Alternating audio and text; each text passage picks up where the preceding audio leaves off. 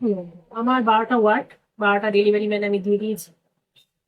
দেখো, একটা কথা মাথায় রাখতে হবে, যুদ্ধকালীন পরিস্থিতি কিন্তু আমরা স্বাভাবিকভাবে সাপ্লাই পাচ্ছি। হুম, তো সেখানে সবাইকে পেশেন্ট রাখতে হবে এবং সবাইকে ঠান্ডা মাথায় সুন্দর করে সুষ্ঠুভাবে চলতে হবে। এখন আমাদের ক্যাচাল ঝামেলা এইসব না। কোম্পানি কিছু গাইডলাইন্স দিয়েছে, দেখো আমার অফিসের সামনে আমি একটা ব্যানার টানিয়েছি।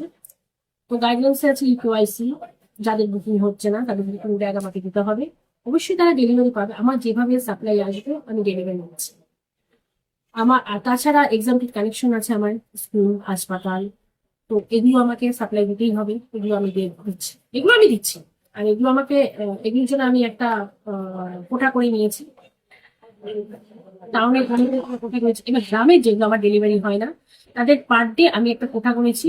সেখানে তারা যারা এসে আমাকে লাইনে দাঁড়াচ্ছে বা তারা সেফ ক্যারি করে নিয়ে যাচ্ছে, তার একটা ব্যবস্থা আমি রেখেছি।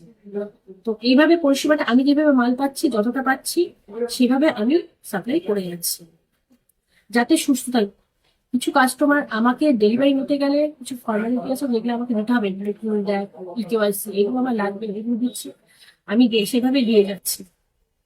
আর দেখো, এই পরিস্থিতিতে সবাইকে সুষ্ঠুভাবে কাজ করতে হবে, উত্তেজিত হওয়া চলবে না। এটা আমার সমস্ত মাথাভাঙাবাসী গণের কাছে, সাব ডিভিশনের সমস্ত লোকের কাছে এটা আমার অনুরোধ। আজকে আমার পাশে 17টা ডিস্ট্রিবিউটার আছে, আমি যেভাবে পারবো সেভাবে, আমি যেটুকু মাল পাবো আমি সেভাবেই দেবো।